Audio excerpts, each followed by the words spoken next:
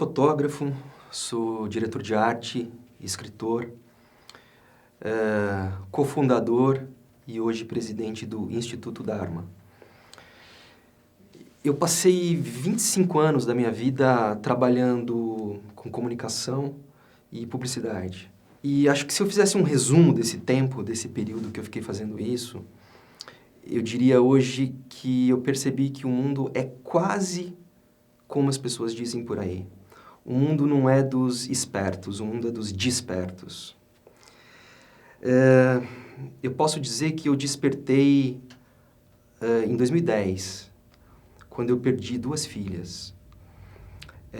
Eu e a minha esposa, a gente teve um parto prematuro, com 6 meses de gestação, de 2 meninas, uma em janeiro, uma em outubro. E isso muda a sua vida, isso tira o teu chão, né? Você repensa tudo que você está fazendo, tua vida, e será que eu estou no caminho certo? Aonde eu estou? E nesse momento eu fiz para mim mesmo uma pergunta fundamental, que foi a seguinte: o que eu estou fazendo da minha vida hoje colabora de alguma forma para o mundo ser um lugar melhor? E a resposta foi não. E isso me deixou muito preocupado. A gente passou os próximos 4 anos trabalhando essa questão, ainda tentando construir uma família. Tivemos algumas outras perdas logo no comecinho, mas eu fiquei maturando essa ideia de que a gente não estava no caminho certo, que eu estava fazendo alguma coisa errada e que eu precisava dessa mudança. E a gente sempre trouxe o tema da adoção, mesmo antes da gente casar, como uma coisa pra gente. Tanto que a gente já estava inscrito no Cadastro Nacional de Adoção. E em 2014 ligaram pra gente e disseram que tinha chegado a nossa hora. Só que não tinha uma, tinham 2 meninas esperando a gente. A gente fala até hoje desse dia como o dia que a gente ganhou na Mega Sena. Por isso que às vezes eu digo que não existem coincidências, existem providências. Essas 2 meninas foram as melhores coisas que aconteceram nas nossas vidas. E é impressionante como você desenvolve um amor por serizinhos que você mal conhece. Seja um filho biológico, seja um filho adotivo, né? E isso me chamou a atenção, assim, como a gente consegue desenvolver esse amor incondicional do nada. E eu percebi como isso pode ser uma força transformadora do mundo, né? Sem ficar com esse papinho furado, o amor pode transformar. O amor pode, de fato, transformar.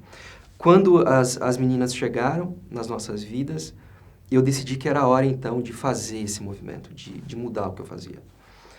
E eu resolvi mudar radicalmente tudo que eu estava fazendo. Eu saí de uma sociedade, de uma agência, de muitos anos, e resolvi só colocar a minha energia em projetos nos quais eu acreditasse. Em 2015 teve o terremoto na Índia e no Nepal, que destruiu grande parte do país. E eu tinha algumas fotos que eu tinha feito no Nepal e na Índia em 2007, e resolvi transformar essas fotos, que estavam lá numa gaveta, guardadas há muitos anos, num projeto de um livro fotográfico, onde toda a renda fosse revertida para essas vítimas dessa tragédia. Foi então que eu liguei para a Karina Oliani. Acho que a Karina todo mundo conhece, é uma multiatleta, apresentadora, diretora, produtora de TV, é médica também. E você sempre vê ela ou atravessando um vulcão em lava na Etiópia ou escalando o Everest. A Karina é uma pessoa dessas pessoas mágicas que você conhece, que eu tive a chance de conhecer. E num telefonema, depois de 1 hora de telefone, ela disse: olha, esse projeto não é seu, é nosso.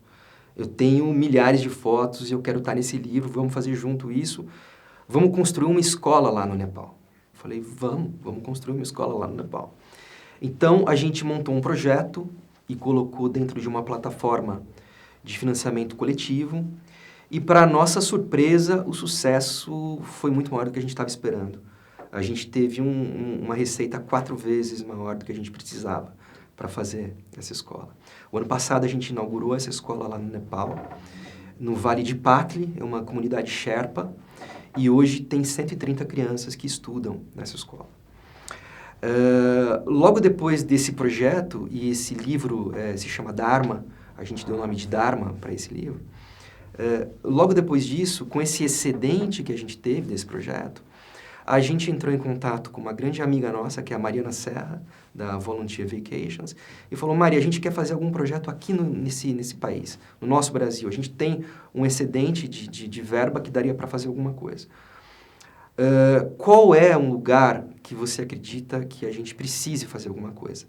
Ela falou, o Nordeste do Piauí. Então, a gente foi para Acauã, região de Acauã, paulistana, que é interior do Piauí. É uma região que Acauã, para você ter uma ideia, em 2012 ganhou um prêmio, não sei se é prêmio, como a cidade mais pobre do Brasil. A gente levou 20 médicos para lá, em 10 dias a gente atendeu 2.000 pessoas. A gente saiu dessa expedição médica sabendo que a gente não ia parar por ali e que não dava para a gente não seguir em frente com esse projeto.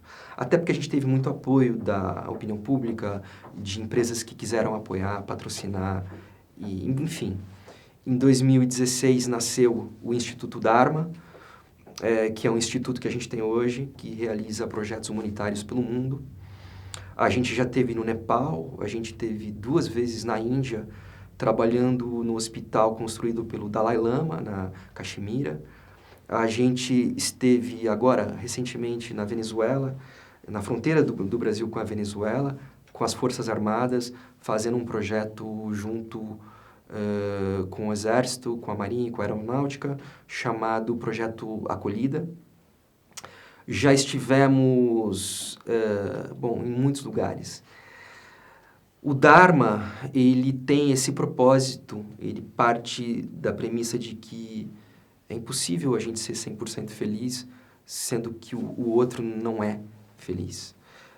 De que nós somos todos conectados, todos um só com o universo, e a gente acredita na evolução do ser humano coletivamente, de uma forma harmônica, responsável e ética. O Instituto Dharma hoje realiza ações na área médica, de educação, na área de artes e na área ambiental. A gente está com um projeto grande agora de fazer um documentário com relação a esse uso inadvertido dos plásticos e como que eles estão indo parar nos oceanos. É uma situação que está beirando não ter volta. Então, a gente está focando bastante nisso agora. Estamos indo essa semana para a Tanzânia, na África, fazer um trabalho médico lá também. O trabalho voluntário é uma coisa muito interessante, né? Porque as pessoas acham que você está indo e está levando ajuda e só você está levando. A verdade é que a gente traz muito mais de volta dessas viagens do que o que a gente deixa lá. Esse ano passado, eu estava com uma médica daqui de São Paulo, a gente estava lá numa dessas ações, e tinha uma fila de pessoas se formando. Ela olhou e falou, poxa, é outro Brasil, né? Eu disse para ela, não, esse é o Brasil. O nosso é outro Brasil. A gente não conhece o nosso país. Nós vivemos numa bolha de privilégios e de chances que a maioria das pessoas no nosso país e em outros países do mundo nunca vão ter. Então, eu acho que a gente tem essa obrigação de fazer a nossa parte. Pensar em nós mesmos, pensar nos nossos filhos e nos nossos amigos, eu acho que é um horizonte muito curto frente às possibilidades que a gente tem de transformação, né? A gente, no último ano, a gente teve o grande privilégio de fazer um trabalho lá no hospital do Dalai Lama, em Padum, em Zanskar, e a gente conseguir uma audiência com ele, ele recebeu a gente, foi uma grande honra para a gente. Inclusive, ele escreveu o prefácio do nosso livro, que foi lançado, o segundo livro, Dharma, que foi lançado no final do ano. E o Dalai Lama, ele tem uma frase que ele fala sobre a felicidade, que eu gosto muito, um pensamento.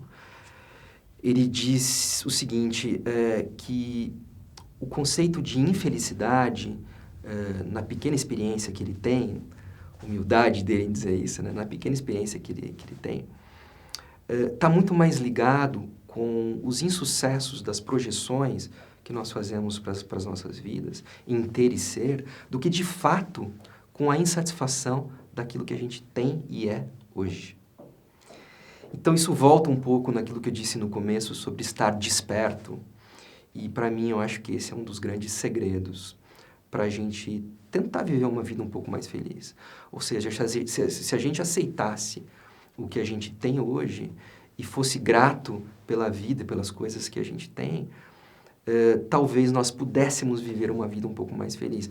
Talvez nós pudéssemos construir uma realidade comum um pouco mais feliz. Até porque, eu não estou dizendo que é uma coisa fácil, pelo contrário, é um desafio muito grande. Você viver no agora, viver o presente, né? Desperto para esse momento. Acho que o Chico Xavier tem uma frase muito interessante que eu gosto, eu não sei exatamente como é, mas é alguma coisa assim, que não é possível fazer um novo começo, mas é sempre possível fazer um novo fim.